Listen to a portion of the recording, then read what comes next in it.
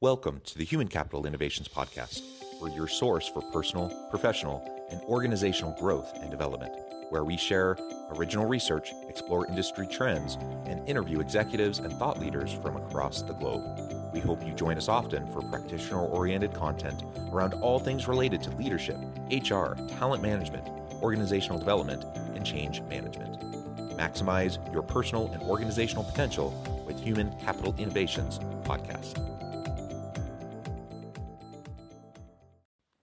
Do you enjoy the Human Capital Innovations Podcast? Please subscribe, leave a review, comment, share, and consider supporting the podcast on Patreon, even at the producer and sponsorship levels.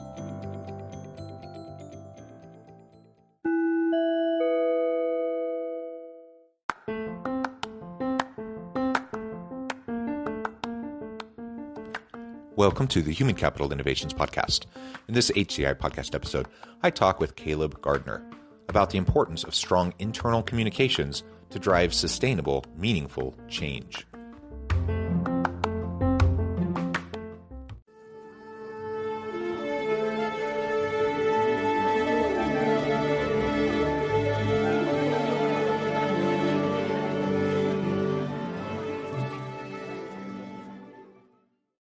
Caleb Gardner, welcome to the Human Capital Innovations Podcast. So glad to be here. Thanks for having me. Thank you for joining me. It's a pleasure to be with you. You're joining us from the Chicago area. I'm south of Salt Lake City in Utah.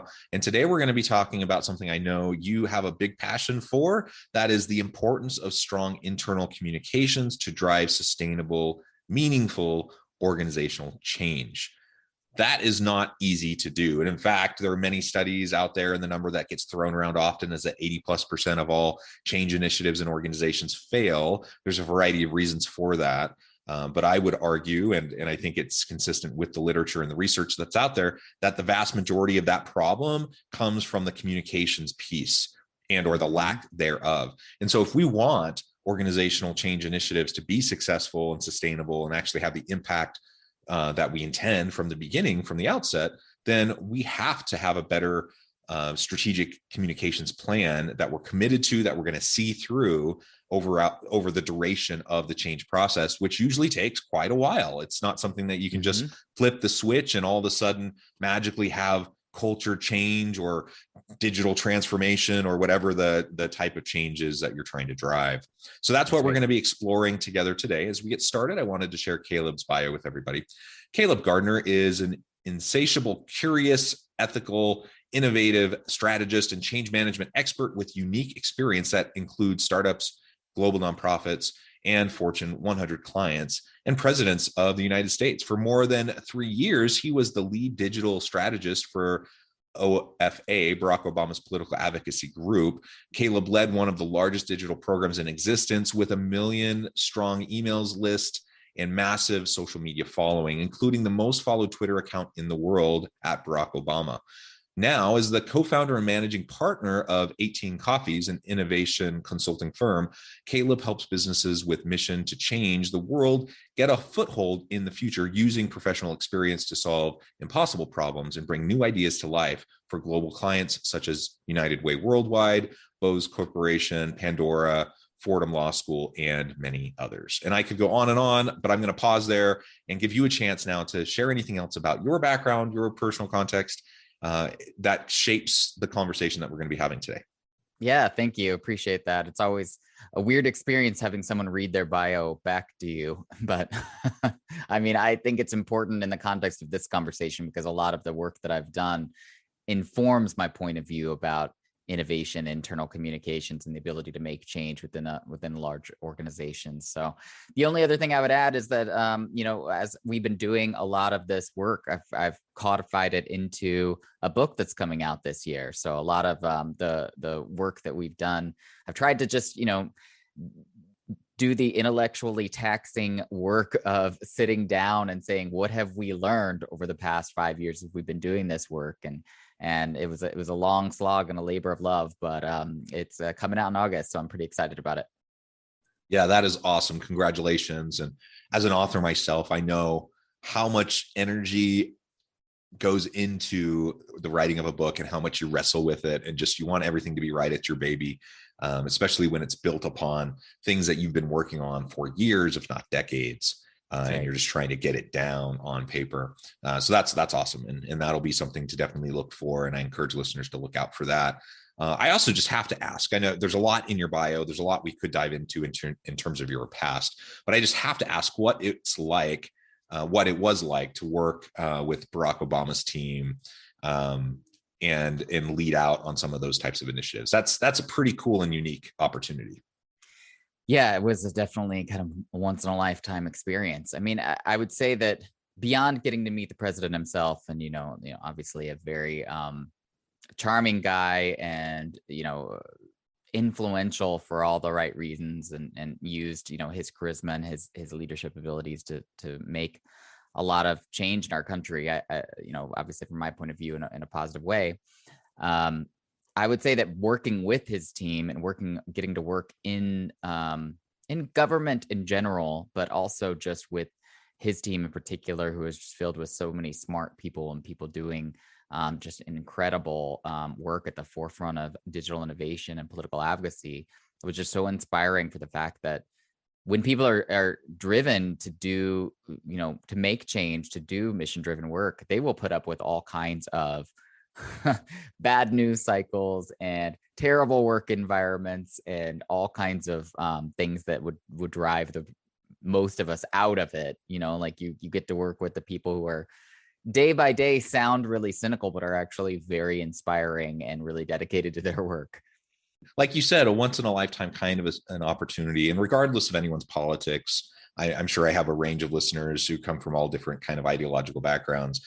Regardless of your politics, I mean, that kind of an opportunity, it is really unique, right? Yeah. Not only a government opportunity, which is very different than what so many people have experience with in the corporate world. But yeah, working with people, it's a very purpose-driven, mission-driven kind of an environment, working with other very passionate people, often the best of the best, right? Who gravitate towards that kind of an opportunity, even though maybe the pay isn't great or whatever, because you don't do it for that reason, right? And so that's super cool. Anyways, I just wanted to take a minute to highlight that, because that's something, that I, back in the day, I, when I was watching The West Wing and getting all excited about government, and I'm like, oh man, they have this program called something like the White House Fellows or something. I remember even looking into it and thinking that would be so cool to go do something like that for a year. And that's about the extent of my exploration. But the things like that get you excited, and it actually is indicative of a much broader kind of message in the workplace. And that is, people want to do stuff that matters. People want to have meaningful work. They want to have purpose-driven work. They want to see that what they're doing makes a difference in some meaningful way. And that's a lesson we can't afford to forget, because whatever we do in our organization, whatever our product or service is that we provide to the market, if we can't design work that is meaningful and engaging and purpose-driven, especially in this kind of a tight labor market in this economy, like, people aren't going to stick around. Like, they have so many options. And so I know that's not the main topic of today, but it's worth highlighting over and over and over again, because so many organizations, while they might give lip service to it, so many organizations still just don't seem to get it, and they're not committed to work design in such a way that we can make that happen. Yeah, I think that's 100% right. I mean, study after study, when looking at the quote unquote great resignation and what's driving, the tight labor market and what do people want, and meaning in their work is always consistently at the top. I think that there's a lot we can learn from, the political world and apply to the private sector. I've always thought so. And vice versa. Like, there's things that the private sector learns that the political world doesn't get a lot of exposure to. One of the ways that we have thought about making change in large organizations and internal communication is taking some of that, digital organizing approach that we used in the Obama administration to apply that to changing large enterprise organizations, where you have some of the same types of things happening. You've got power centers and people dedicated to, their point of view. You've got people organized in different kind of groups and different constituencies, and the need for constant communication and persuasion inside a large organization like that is an underutilized and underappreciated tool.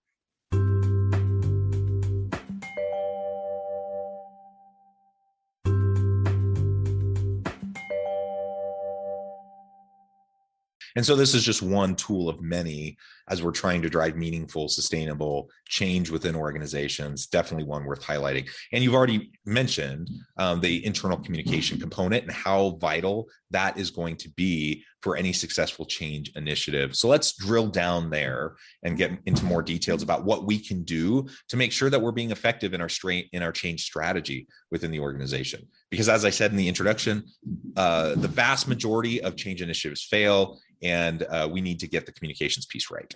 Mm-hmm. That's right. So what do you think we can start to do in terms of strategy to make that happen?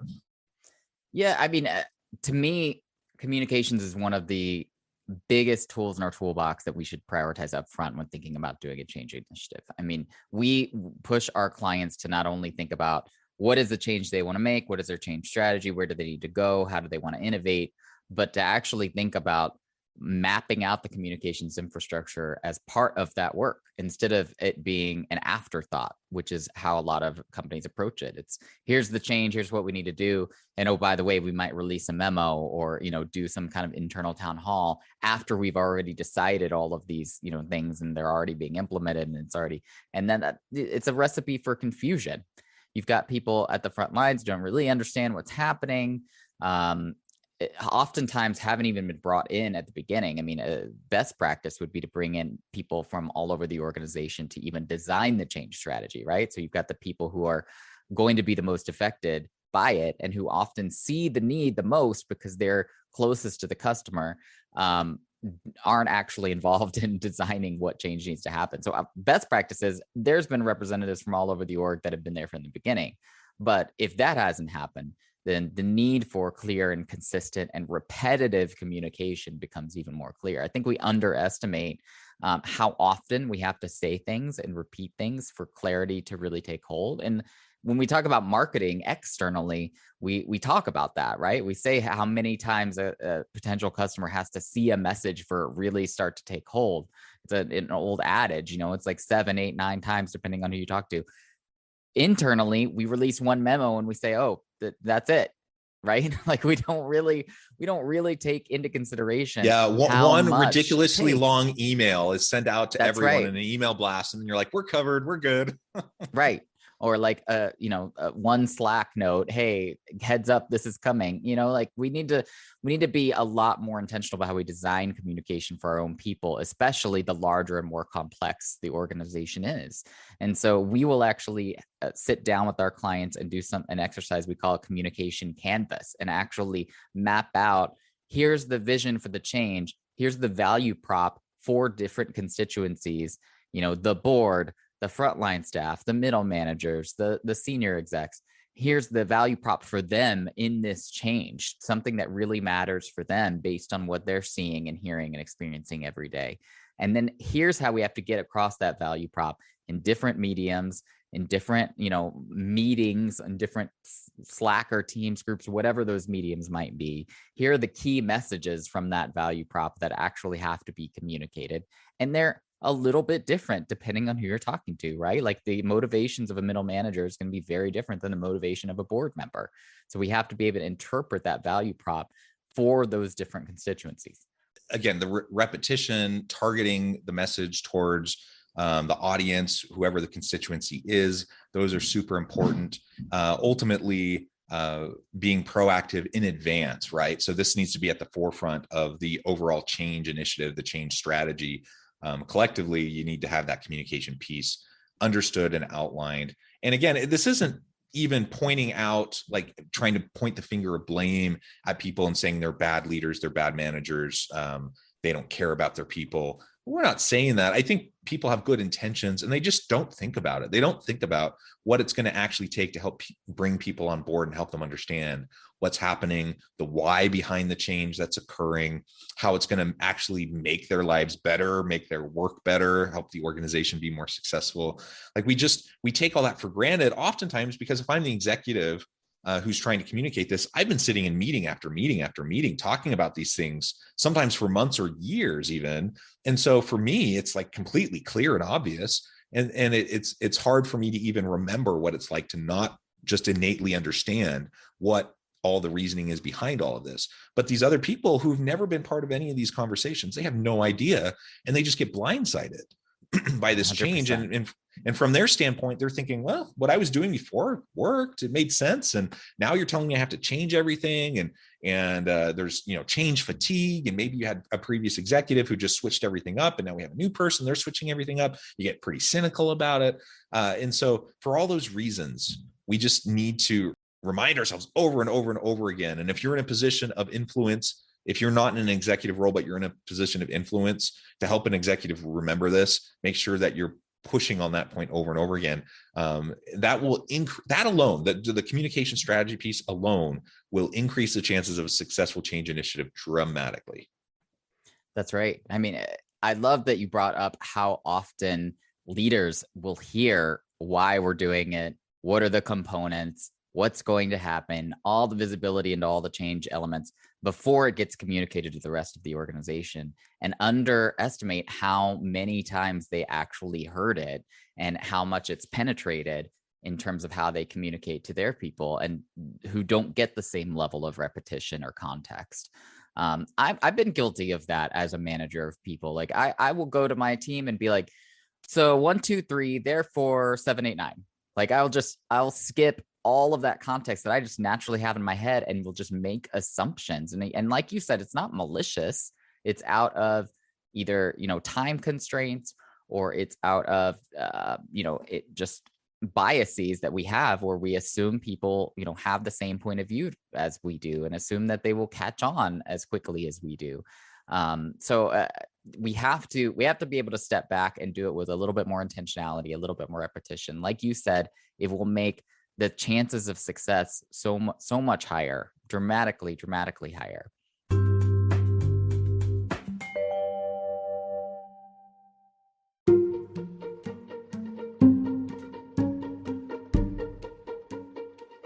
Welcome to the Human Capital Innovations Academy. Courses, micro-credentials, and certificates to upskill and reskill for the future of work.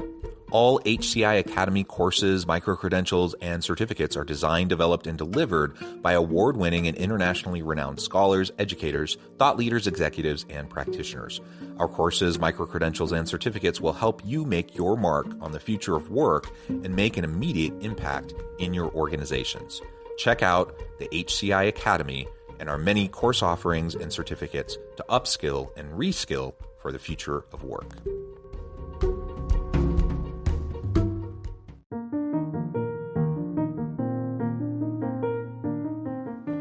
Check out our new weekly LinkedIn newsletter, Alchemizing Human Capital, exploring industry trends via original research and interviews with executives and thought leaders from across the globe. We look forward to having you join us.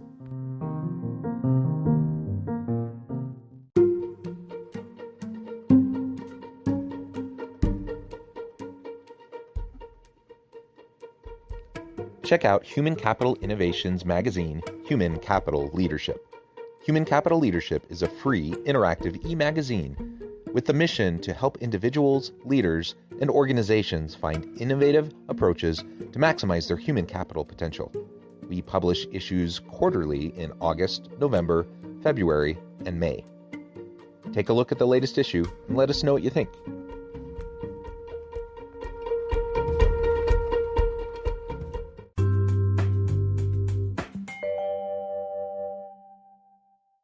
And we've already alluded to some of the pitfalls, but let's be explicit about some of the things that you see happening where the communication strategy is falling short. I mean, that's even assuming there's a strategy in the first place, because let's be honest, in most organizations, there's not even that, right? But where do you see the communication breaking down the most often? What are the common pitfalls that you see over and over and over again? Then we can talk about, any other ideas that you have on how to counteract that. Common pitfalls. I mean, we already talked about underestimating how often you have to communicate it. So like not having a level of repetition that actually helps it penetrate. That's a huge one.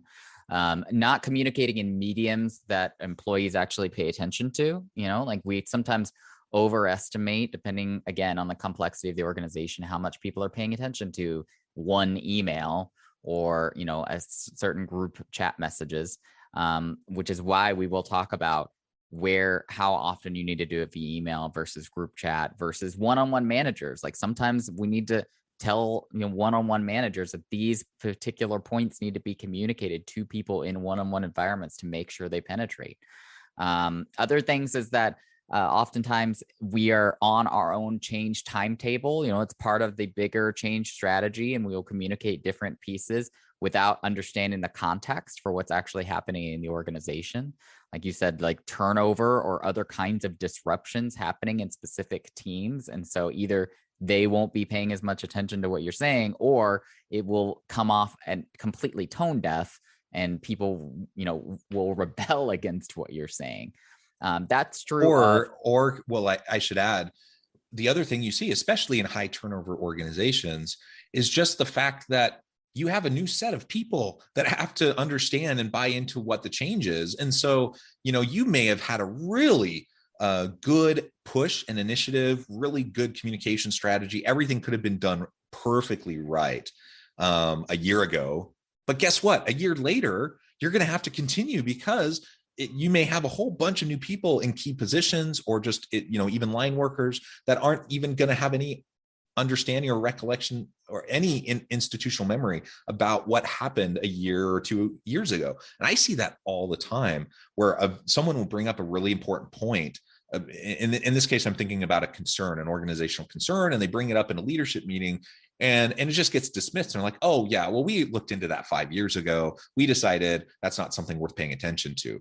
I'm like, really? Yeah.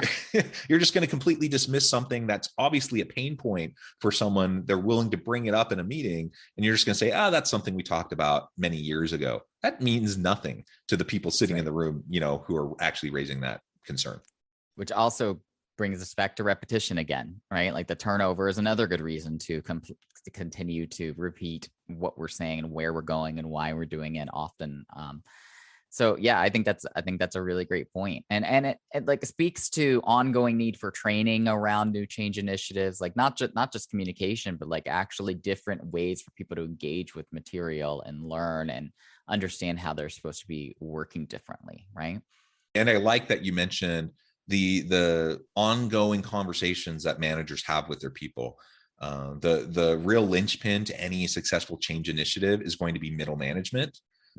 Assuming we have, executive level commitment to the change or the culture shift or whatever, and that's being communicated down the line. Well, guess what? They're not on the front lines talking to all the other employees. So it's all the various levels of middle management that are going to either be successful or fall on their face in terms of communicating down the line and having those conversations. So it's not enough to have a systems-wide email go out or on the Slack channel or whatever. Even if it's repetition, even if I send out 10 emails, that's not going to do it. We need to actually have managers who, in those both formal and informal, organic and casual moments, when they're coaching or mentoring or even a performance conversation, or weekly or monthly one-on-ones or whatever the context, that they're getting brought up and reiterated over and over again. And even more than just the reiteration of talking points is that the people that report to that middle manager actually see it in action, that they actually see the shift happening. Yeah. They actually see the value of the shift, and that they see that the words and actions are in alignment. When that occurs, at all levels in the organization, that's when you really start to have integrated systems level sustainable change. Yeah. And one of the biggest reasons why we see change initiatives fail is because we never get to that point. You can communicate by email or memo all day long, and do it consistently and even have pretty effective emails, well worded and crafted and all of that, it's not going to mean much of anything if people don't see it in action and they don't have the opportunity to ask clarifying questions in a more intimate setting, one-on-one or small team environment or whatever the case may be. That's right. You know, what's interesting about that middle management point, which I totally agree with, is that middle management oftentimes has a lot of influence in the organization. So we talk about influence a lot when we're doing change, which is not just what does your title say, but who's actually listening to you.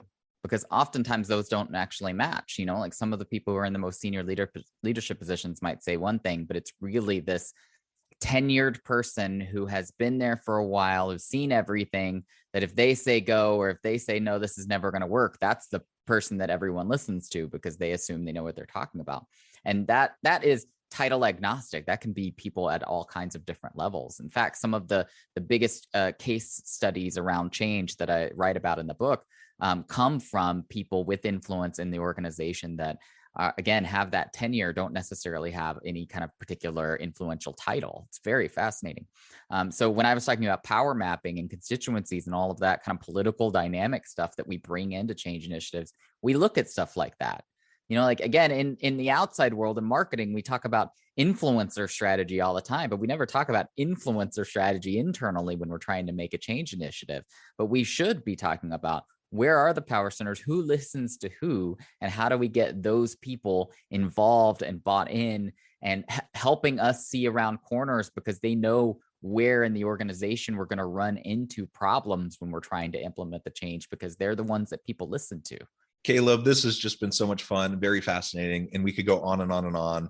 Unfortunately, I know at the time I'm going to have to let you go here in just a minute. So before we wrap things up for today, and I would love to have you back anytime, please let us know how we can get connected with you. How can listeners find out more about your work, connect with your team? Where can they find your book when it comes out? Anything like that. And then give us the final word on the topic for today. Thank you. Yeah, you can find me at Caleb Gardner just about anywhere around the web. calebgardner.com/pre-order. You can find my book, No Point B, and pre-order it before it comes out in August. And my team is 18 Coffees at 18coffees.com and around the web. We're doing some really great work at the intersection of social impact and business, and would love to hear from all of you. I mean, this has been a really, really great conversation. Hope to do it again soon. The one thing I will say as a kind of last on this topic is change doesn't have to be scary. And if we can help people kind of reset their mindset around their fear around change, we can do a lot more with our organizations and be a lot more innovative. Amen. Well said, Caleb. It's been a pleasure. I encourage listeners to reach out, get connected, find out more about what Caleb and his team can do for you. And as always, I hope everyone can stay healthy and safe, that you can find meaning and purpose at work each and every day. And I hope you'll all have a great week.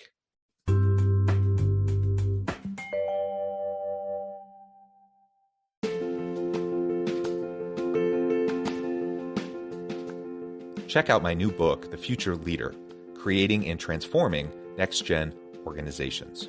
Stemming from 2 decades of professional experience and over 600 in-depth interviews with executives, thought leaders, and scholars from across the globe, The Future Leader will help you explore the ordinary, everyday actions that will help you to prepare to lead in the future of work, to respond to an uncertain future, and to produce extraordinary results for individuals, teams, and organizations.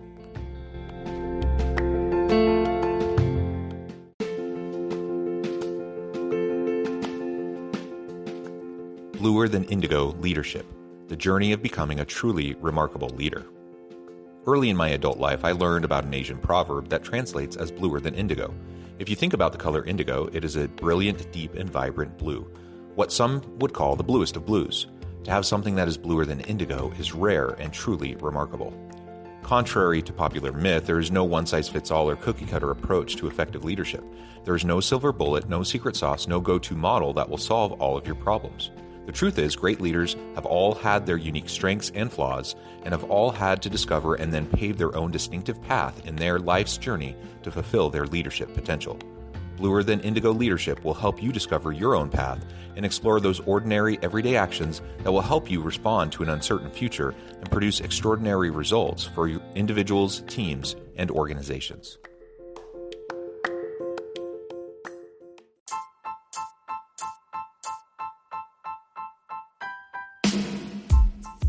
the alchemy of truly remarkable leadership, ordinary, everyday actions that produce extraordinary results. Consider how the nature of work has shifted over the past 50 years. With increased globalization, rapid technological advancement, and the shift in economic composition, the average job of today looks very different than the average job of 50 years ago. What will the jobs and organizations of tomorrow look like? Moreover, what does this all mean for organizational leaders? What are the core competencies and capabilities of organizations and their leadership that are prepared for continued disruption and geopolitical and socioeconomic shifts? Regardless of what the future holds, increasingly, leaders need to be socially minded, data-driven, decisive, champions of talent, and disruptors of the traditional notions of leadership, teams, organizations, and work. The alchemy of truly remarkable leadership will help you to explore your own leadership competencies and capabilities and consider ways to apply and implement them into your workplace and personal life.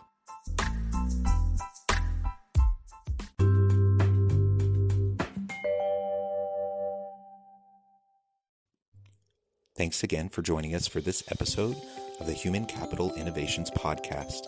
I hope you stay healthy and safe and that you have a great week.